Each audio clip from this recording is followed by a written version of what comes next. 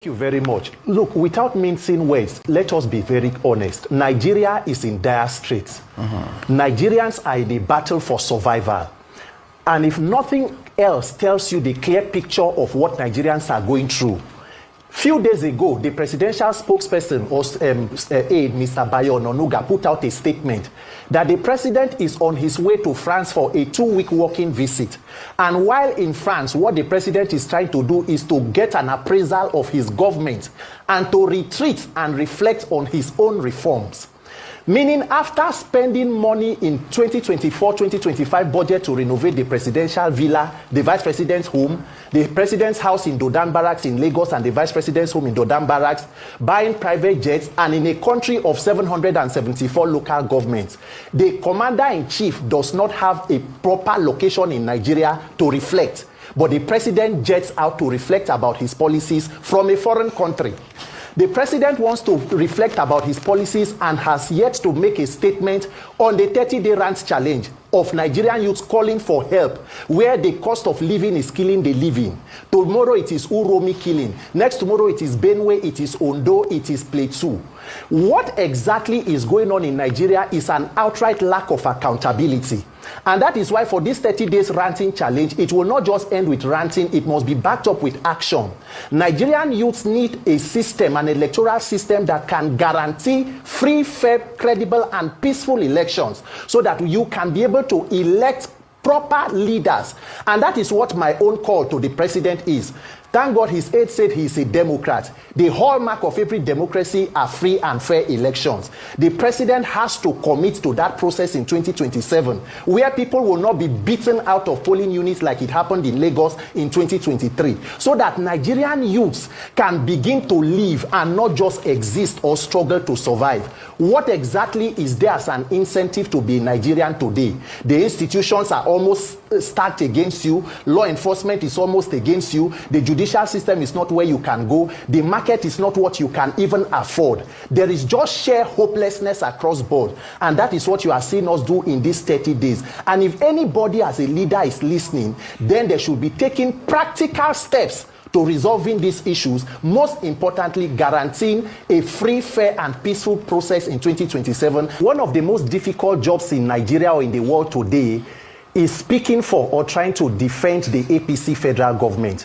It is a very, very difficult thing to do because you know why? There is nothing there to defend. So you remember that the APC campaigned for 16 years of PDP misrule.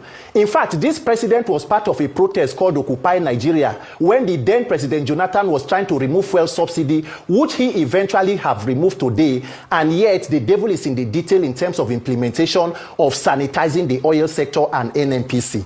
So, and then by 2027, President Tinubu's administration will be 12 years, or APC will be 12 years put together.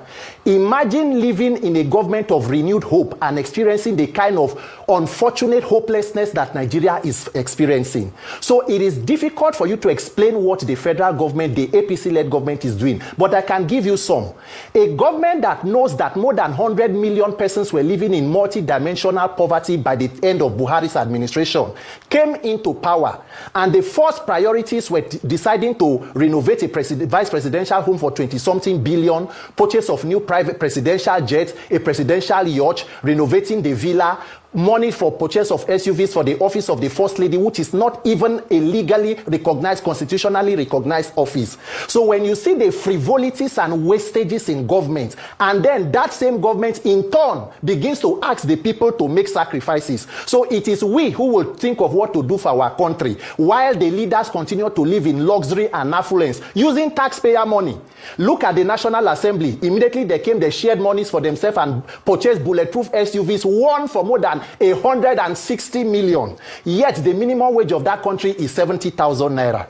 And that is a country where leaders are still demanding sacrifice from the people. So at what point does this sacrifice end?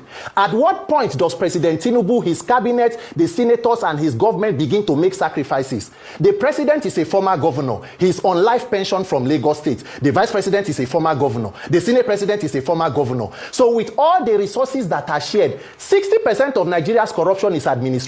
Inflation of government contracts, budget padding. Who is sanitizing and fighting that corruption? But you cannot say anything because the government does not even feel beholden to the people. And that is why no matter how much Nigerians continue to cry, it falls on deaf ear. Why? Because they know that the electoral system can still be manipulated to rig people back into power, using also the Nigerian judiciary. So if I have the ears of any Nigerian politician right now, I will want them to know that power is transient. You cannot be in power forever. If you don't leave power, power will leave you. Nigerians are not demanding for too much. We only need a country to live. As a Nigerian youth, demanding for a better country, I'm not a criminal. There are known criminals that are not being attended to. But once you voice out against the government, they come after you. So Nigerians must decide whether we want to live as slaves in this country or we want to live as freeborns. And that is why I'm telling you that this 30-day challenge must not end with just the 30-day rant. There must be maximum civil pressure on the authorities. Number one, we must reform our electoral process. That is the backbone of corrupt politicians meander their way into the public office without consequences and accountability. So if I'm talking to Nigerian politicians, I'm telling them, your time is up. You either do the right thing for this country or a generation of young Nigerian leaders will wake up and will succeed where you people have failed woefully and continue to fail us. Because Nigerians are hungry, Nigerians are dying, the tension is palpable and the frustration, and the leaders are completely detached from the reality. It is unfortunate, but we as Nigerians must find the wisdom and the courage to fix these institutions, or else we continue to remain victims of these institutions.